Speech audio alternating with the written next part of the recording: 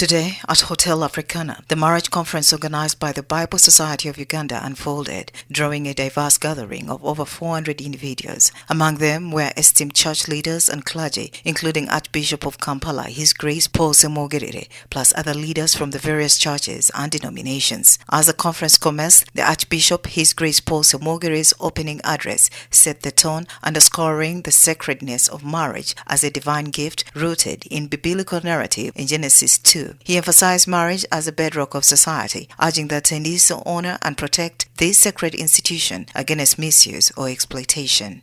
It is a gift that came from God, and for that is very important for society. And for us Christians and believers, we must protect that kind of marriage. And marriage is good for society because, one, it is the foundation for the family. It is the first school for our children. It is the first church where children get to know who God is and love Him and respect Him and serve Him. So now, since that story of creation, marriage has been continuing. It had challenges, even from the start. Adam and Eve had challenges when they first sinned. Justice Mike Chibita, the president of the Bible Society of Uganda, delved into the practical aspects of marriage, highlighting the importance of drafting wills to safeguard couples' interests, especially in unforeseen circumstances.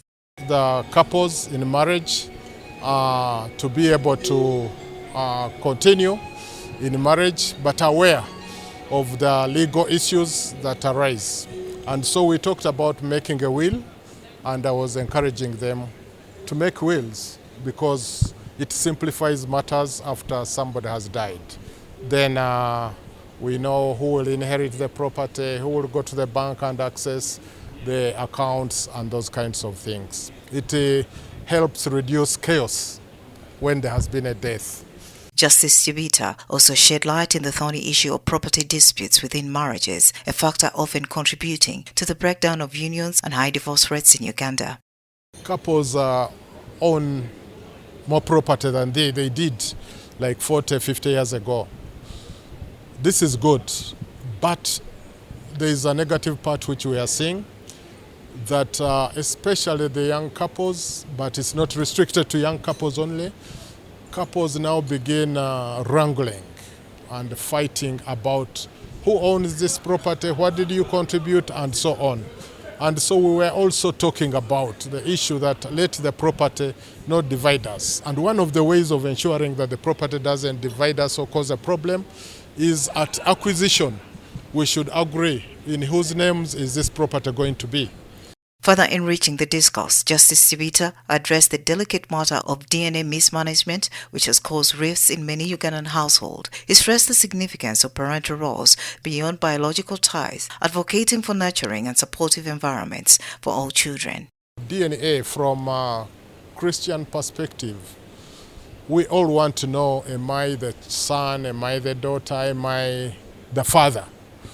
But I was trying to appeal to them to say that the issue of fatherhood extends beyond just being the biological parent, that you can actually raise children or other people who are not biologically yours.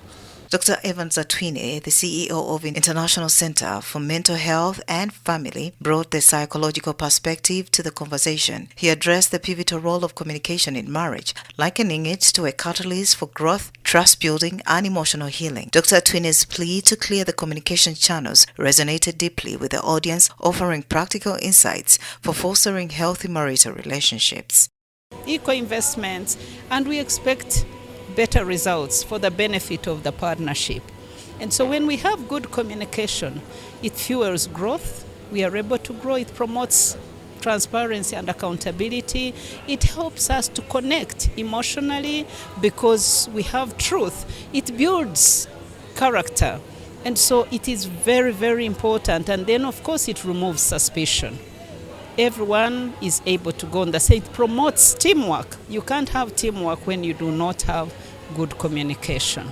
But where it lacks, then we have the opposite. We have suspicion, we have confusion, we have anxiety, some people get depressed, and so it's always very important to have clarity. Clarity is important in relationships. As the conference drew to a close, participants shared their reflections, expressing gratitude for the wealth of knowledge gained. Many remarked on renewed understanding of marriage dynamics, the importance of wills, and the transformative power of effective communication.